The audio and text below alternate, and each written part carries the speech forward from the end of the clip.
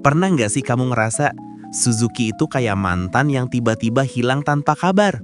Dulu ada, gagah, banyak cerita. Tapi sekarang makin lama makin ghosting dari jalanan Indonesia. Kenapa bisa brand sebesar Suzuki yang dulu rajanya motor kencel sekarang makin tenggelam? Hari ini kita bongkar semua alasannya.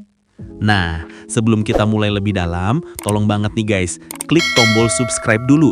Channel ini lagi berjuang keras biar nggak ikut-ikutan tenggelam kayak Suzuki. Satu subscribe dari kamu tuh bener-bener ngasih semangat besar buat aku lanjut bikin konten seperti ini. Bantu tekan dulu tombolnya. Terima kasih banyak. Jarang rilis produk baru. Pernah nggak sih kamu lihat motor Suzuki lewat terus merasa bosan? Karena modelnya kayak nggak berubah-ubah dari zaman dahulu kala. Brand lain tuh tiap tahun rajin banget. Honda keluar produk baru, cek. Yamaha update desain, cek. Fitur baru, cek. Perubahan warna, cek. Tapi Suzuki, bro, Suzuki tuh kayak anak kos yang lupa bayar paket data. Hening, senyap, tidak ada update. Pasar Indonesia itu suka banget sama motor yang fresh, yang kelihatan baru, modern, dan up to date. Sayangnya, Suzuki malah jarang banget rilis model baru. Dampaknya, orang jadi ngelirik ke brand lain yang lebih rame inovasi. Dan yang bikin sedih lagi, waktu Suzuki ngeluarin Suzuki Satria Pro 2025 yang harusnya jadi momen kebangkitan, justru nggak disambut heboh sama fans sendiri. Bukan karena motornya jelek, tapi karena ekspektasinya udah keburu tinggi. Fans Suzuki berharap produk baru yang fresh, modern, dan bisa gebrak pasar. Tapi yang datang malah sesuatu yang menurut banyak orang kurang sesuai harapan. Jadinya hype yang harusnya naik malah lewat begitu saja. 2. Minim inovasi dan fitur. Masalah berikutnya, Suzuki itu seperti telat bangun dari tidur panjang. Sementara kompetitor udah pakai smart key, speedometer digital full color, sampai koneksi Bluetooth, Suzuki masih bilang, nanti, besok, sabar. Padahal konsumen Indonesia itu gampang jatuh cinta sama fitur-fitur simple tapi modern.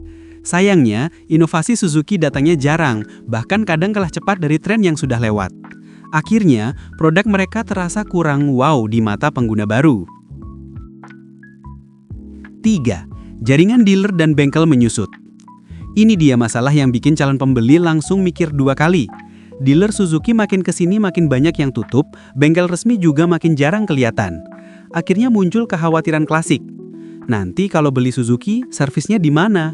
Spare partnya gampang nggak? Dan bener aja, orang Indonesia itu sangat peduli soal after sales. Kalau bengkel aja susah ditemuin, ya otomatis konsumen lari ke merek lain yang lebih gampang dijangkau. 4. Marketing lemah dan kurang gencar. Nah, ini juga fatal. Honda dan Yamaha tiap hari muncul terus. Iklan di mana-mana, influencer dipakai, event komunitas, launching gede-gedean. Sementara Suzuki kayak introvert yang males tampil. Jarang promo, jarang bikin hype, dan jarang muncul di media.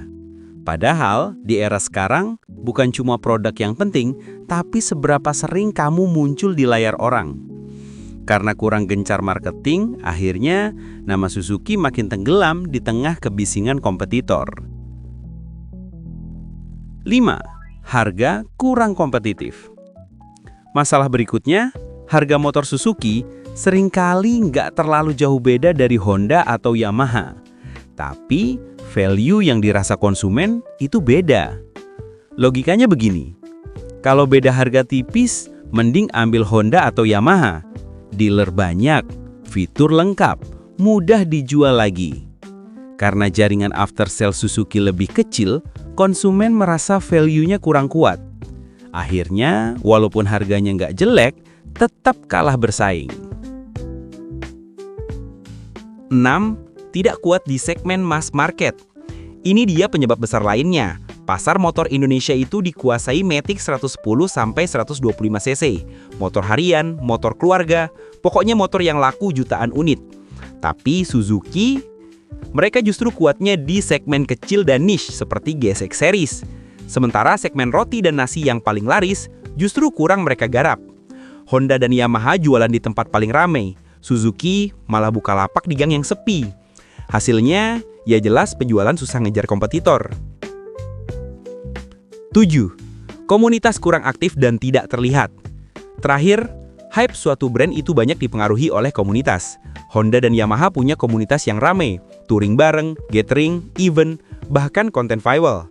Suzuki, komunitasnya ada, tapi tidak sebesar dan seaktif kompetitor. Kegiatannya jarang muncul di media, jadi efek ramai di jalan juga kurang terasa.